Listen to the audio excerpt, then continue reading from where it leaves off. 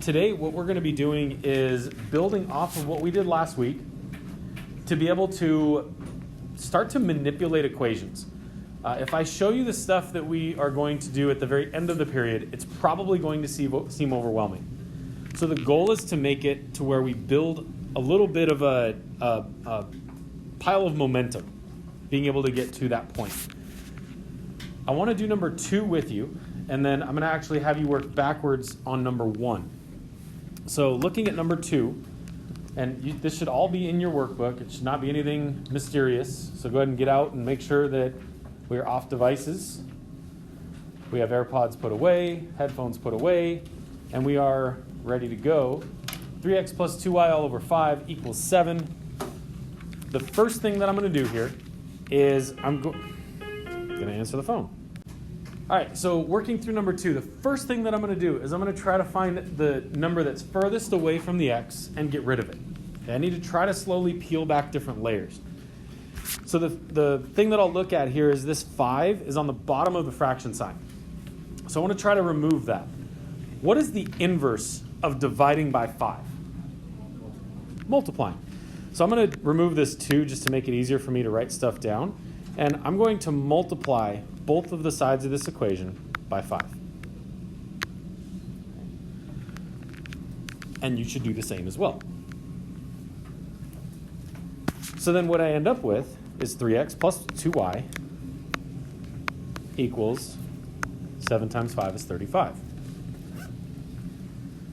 Now, keep in mind, the whole purpose of today is to get comfortable moving around values. We got to try to get x by itself, isolating x. Right now, it's 3x plus 2y equals 35. The next step would be to try to get rid of this plus 2y. How would I get rid of or remove plus 2y to get it to the other side? Wyatt? I've got plus 2y. What is the inverse of plus 2y? Subtract. So we can subtract 2y on both sides of the equation.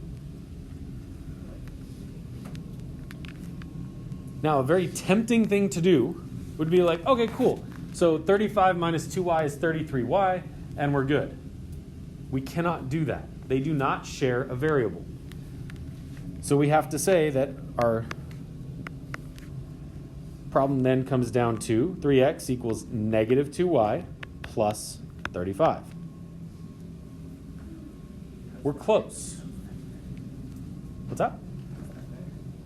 How's that negative? Pardon?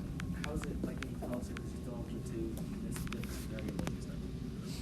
So we've got minus 2y and we've got plus 35. Yeah. We can't combine those because we have, like, if I plug in a 5 here, well, negative 2 times 5 is negative 10. Plus 35 is 25. If I were to say, oh, it's just 33y because I can subtract them, well, 5 times 33 is not the same thing as we would get there. So we have to keep them separate because they don't have the same variable. Does that answer the question? Yeah. Okay. So now we're here. We've got 3x equals all of that. How do I get rid of this 3 that's hanging out next to the x? Yes. Divide by what? Divide by 3. We're going to divide everything by 3. Every term. So we would end up with x equals negative 2y plus 35 all over 3. Now, I'm going to leave it like this because I can't divide either of these terms nicely by 3. They don't come out nice and clean. If they came out nice and clean, sure, we could divide them, makes things a little bit easier for us. But I'm done. That's as far as I can go. What I'd like for you to try now is number 1. If you finish number 1 before we're ready to move on, try number 3. I will end up doing number 4 with you as well. But I want you to try to conquer number 1 and possibly start in on number 3. Give it a shot. We'll come back as a group here shortly and go over each of them. Go ahead. You should have, for number 1, that x is equal to 11.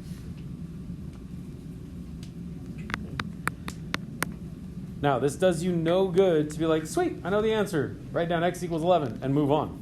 If you don't know how to get 11, that's when you ask for help, either from myself, Ms. Morlock, one of your peers. Hey, being able to get access to the answer is one thing. Getting access to how you do the problem is an even more complex thing. Now, for number 3, I've seen one correct answer so far.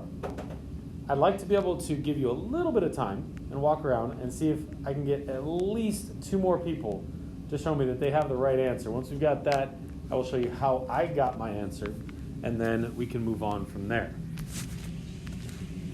All right, I've seen it. So for number 3, not quite. For number 3, the first and the biggest mistake that you can do, that most people will make, is this here. Oh, I see a 3 in the bottom. I'm going to multiply both sides by 3. That's the first and most common mistake that I will see on this. And it's a mistake because it's not ready for that yet.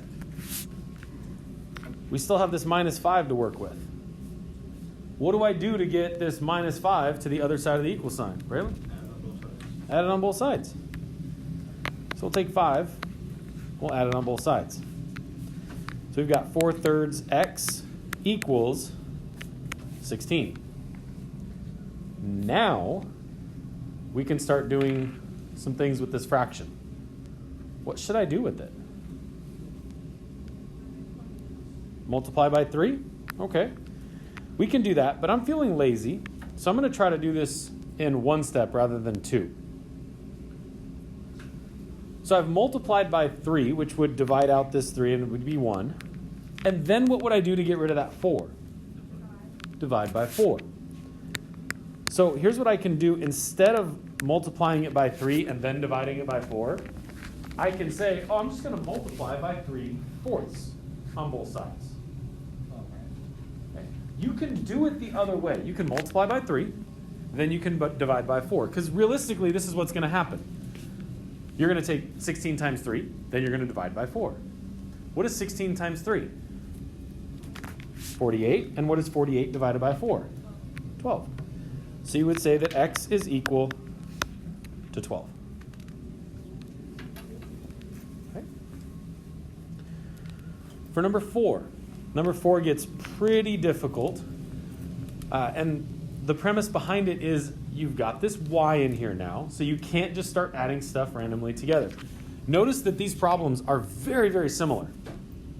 Number 4 just has an extra variable in there. So what should I do first? It's a lot like number 3. What should I do first for number 4?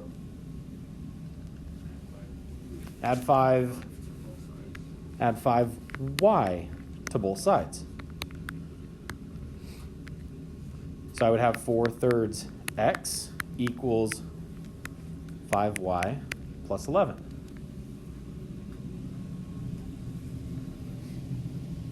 So we're close.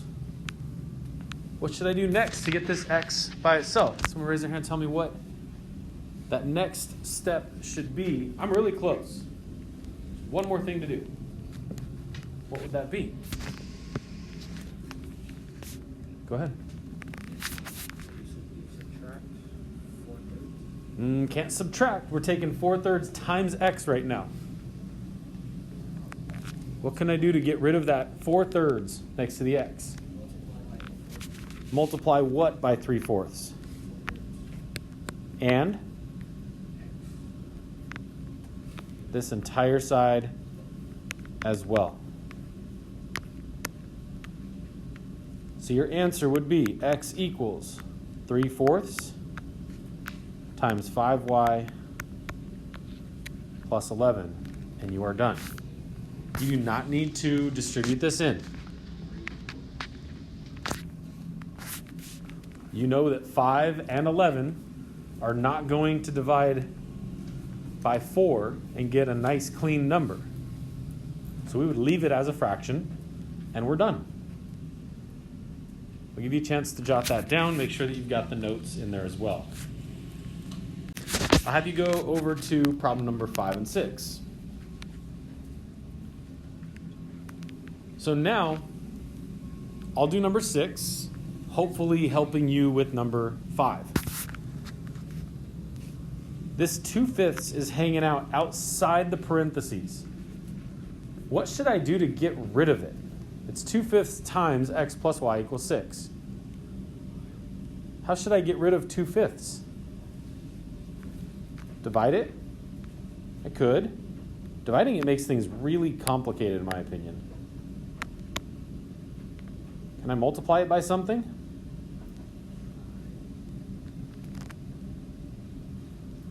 Think about that. What could I multiply it by that would end up making it just kind of divide out to 1, make it disappear? 5 halves? Yeah. We can take it and we can multiply it by 5 over 2. We'll do the same thing on the other side. Let's take that and multiply it by 5 over 2.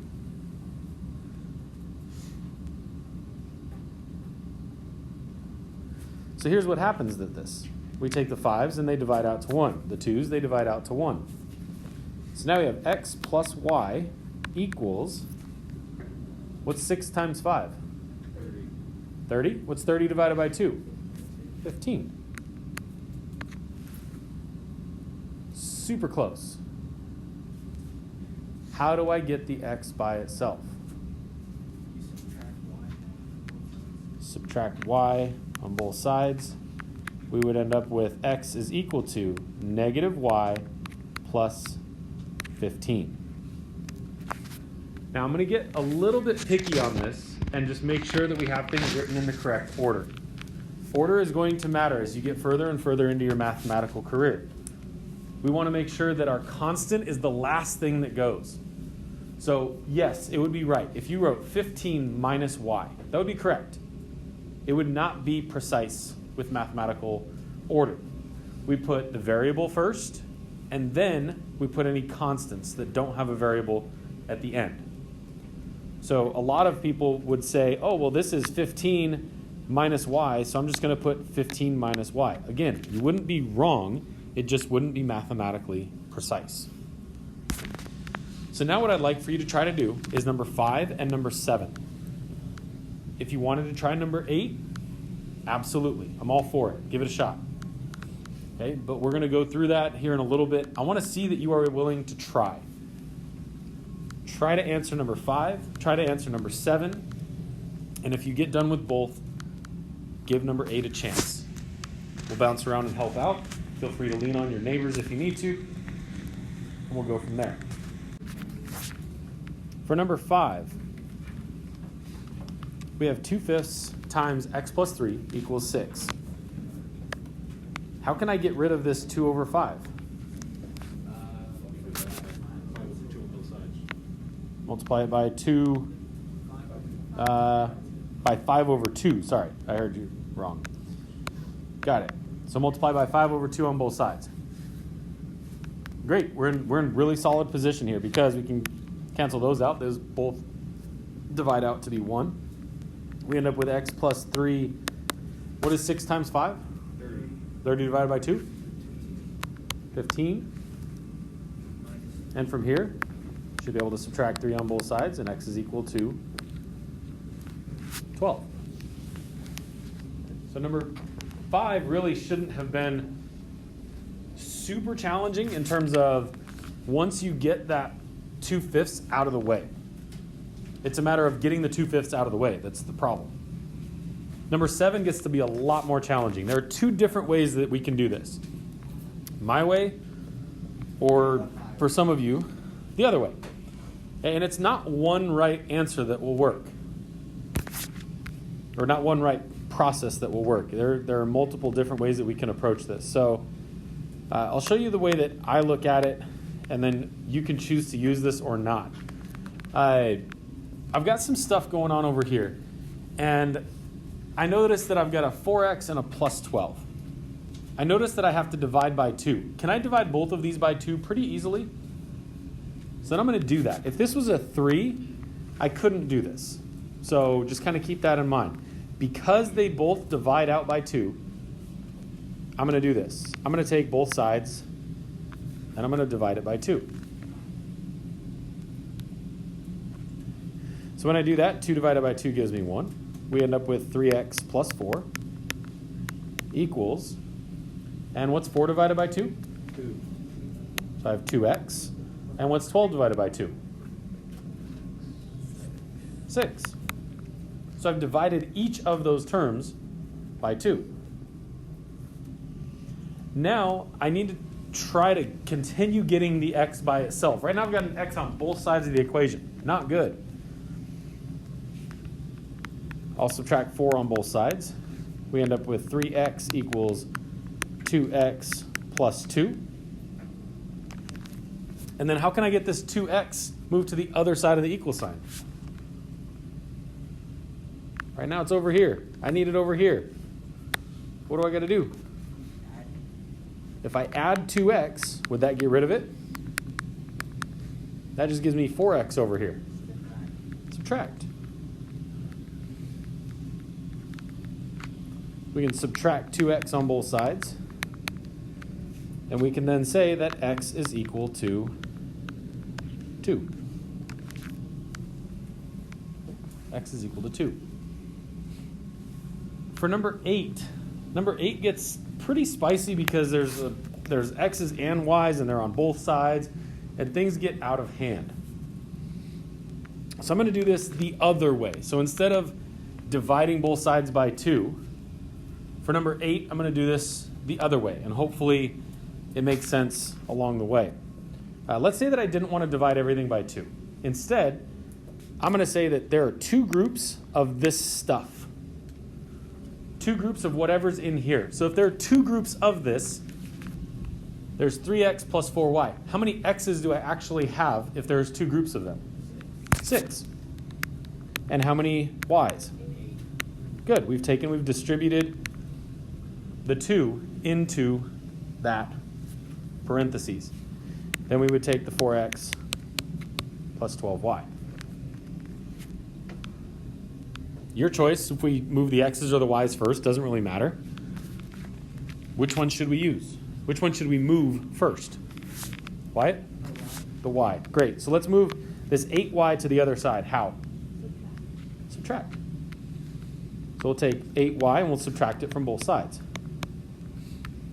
We have 6x equals 4x. And what is 12y minus 8y? Yep, 4y. And now how do I get this other x, this x that's on the right side of the equation, how do I get it to the left side of the equation? Subtract.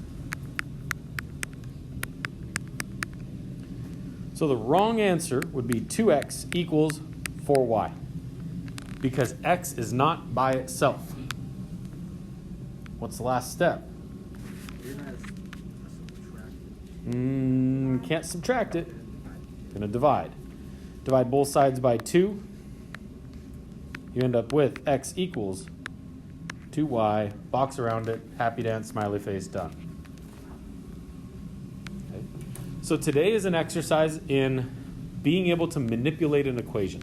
That's what we've been doing with all 8 of these so far, is being able to manipulate an equation, being able to move things around. Now, I'll share this with you because it probably is going to have no relevance to many of us until much later on. I took a class in college called thermodynamics. It's Math 427. And it was awesome. How many of you know somebody who works in HVAC? If you know what that is. What does that mean?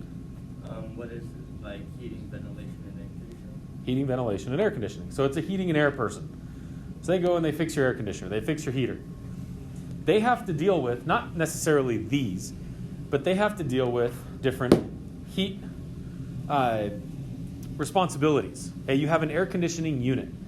And if your air conditioning unit is too small, it's constantly on to try to work your house.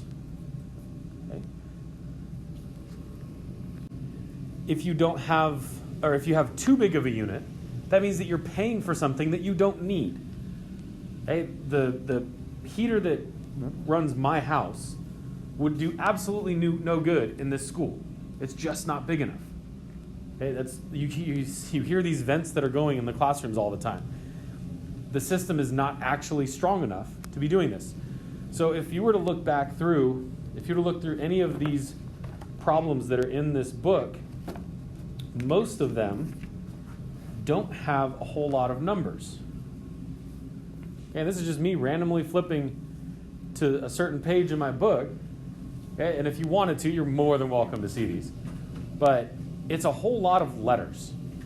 It's a whole lot of being able to manipulate what this equation would look like if I'm solving for a different value.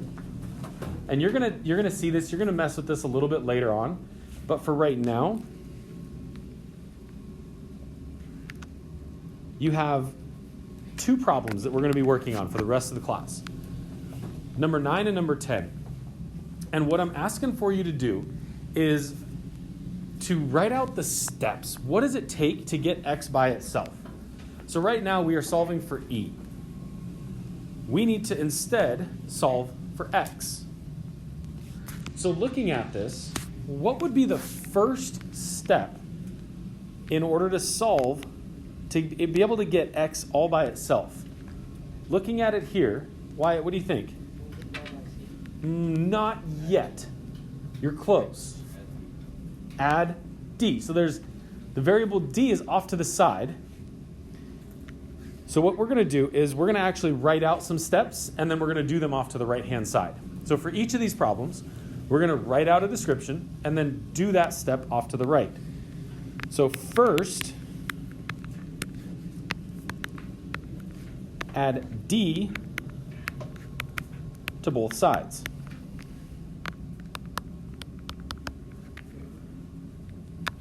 Okay. I'm going to clear out number 10 for right now. So when we add that variable d to both sides, we should get ax plus b all over c equals d plus e. Okay, shouldn't be anything too wild and crazy there. We're adding the variable that was all by itself. We're adding it to both sides of the equation. Now, or next, what should I do? Multiply by c on both sides. So next,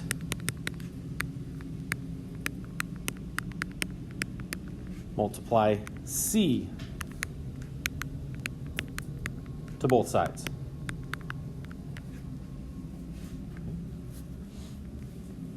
And when we do that,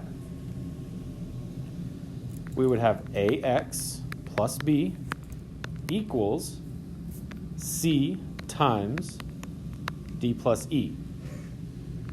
And I'm not gonna simplify that. I'll leave it as c times d plus e.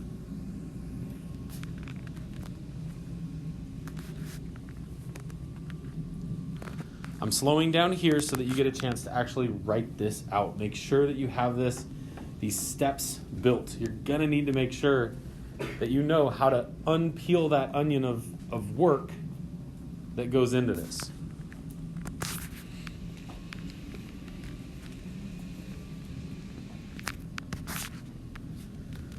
Good. All right, I see that we're pretty much done with the writing. Cool. So now I have ax plus b. What's next? What should I get rid of next here? I'm trying to get x by itself. Subtract b. So we'll subtract. So next, subtract b to both sides.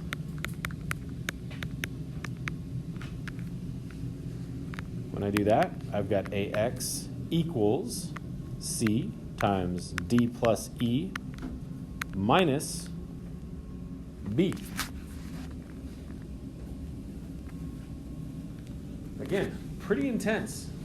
If you were to look at this as an answer, you would look like, oh my gosh, I have no idea what's happening here.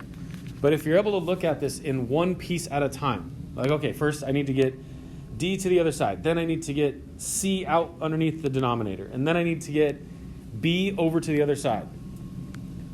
We've got one more thing to do. What is the last step here? Finally, divide a to both sides.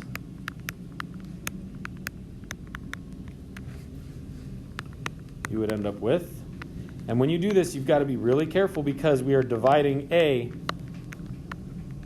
on everything on that right side of the equation.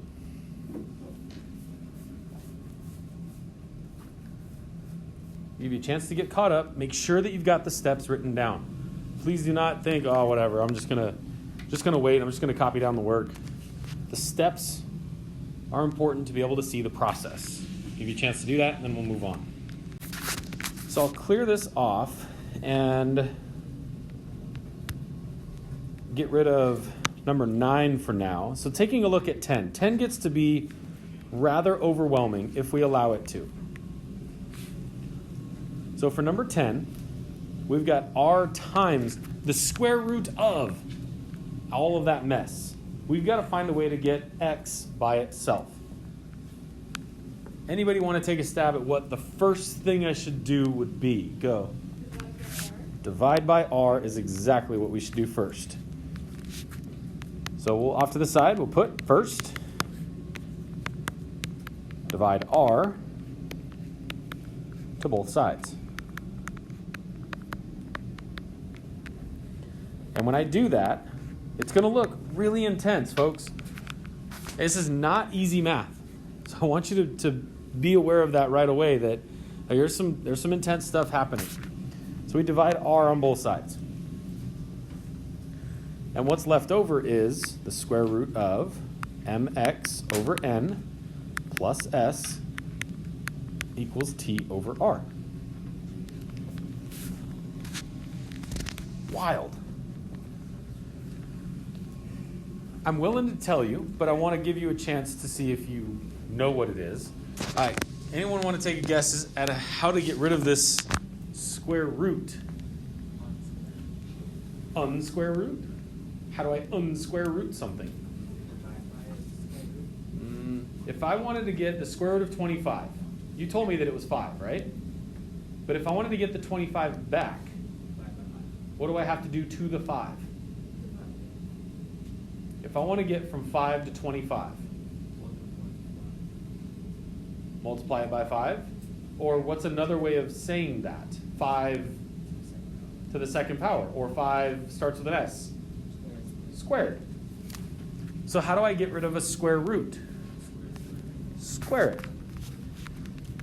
So next, square both sides.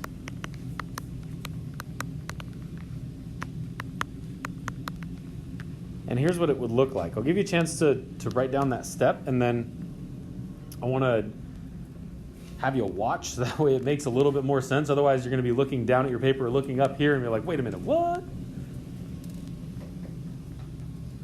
Good. So to square something, we'll take both sides, put it into parentheses, and raise them to the second power.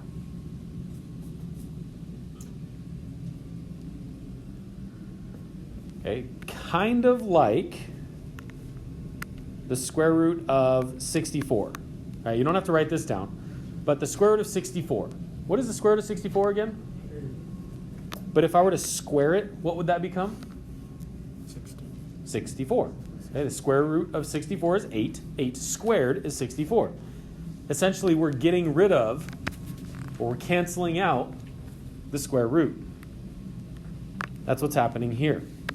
So what would end up happening is we'd have mx over n plus s equals t over r squared.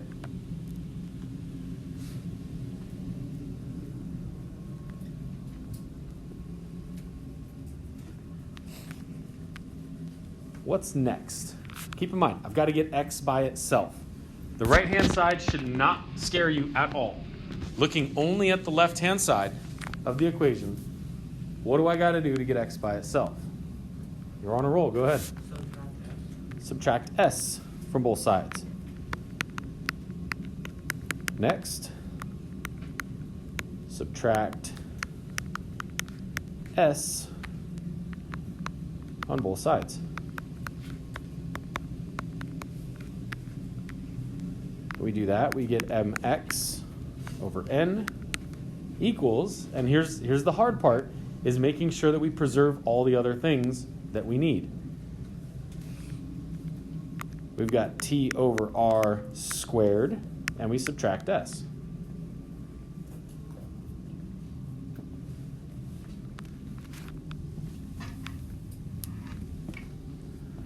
Last step. How do I get rid of the rest of it to where x is by itself? Somebody new.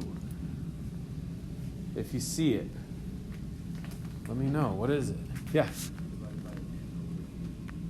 Divided by, so we would say that we'd multiply by n over m. M.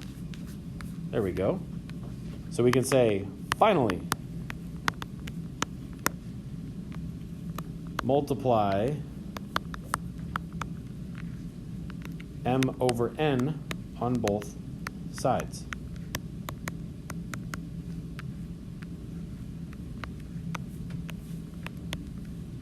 So your answer for x should equal m over n times t over r squared minus s. It is intense. It is a lot. It might be overwhelming. We will continue doing some of these. You're going to get some work with it. You're going to get the reps to be able to see what's going on there. But I want you to be able to see that, look, starting with this is very overwhelming. But if I'm able to look at it piece by piece and pull things apart one by one, say, okay, I'm not going to worry about the whole equation. I'm just going to worry about the next thing. What is the next layer that I need to peel away in order to get x by itself? Because this is a lot. Okay, there are going to be equations that you're going to use when you get up into classes called physics or chemistry that you're going to have to use this for. Tomorrow we'll continue on. You can go ahead and pack up your stuff.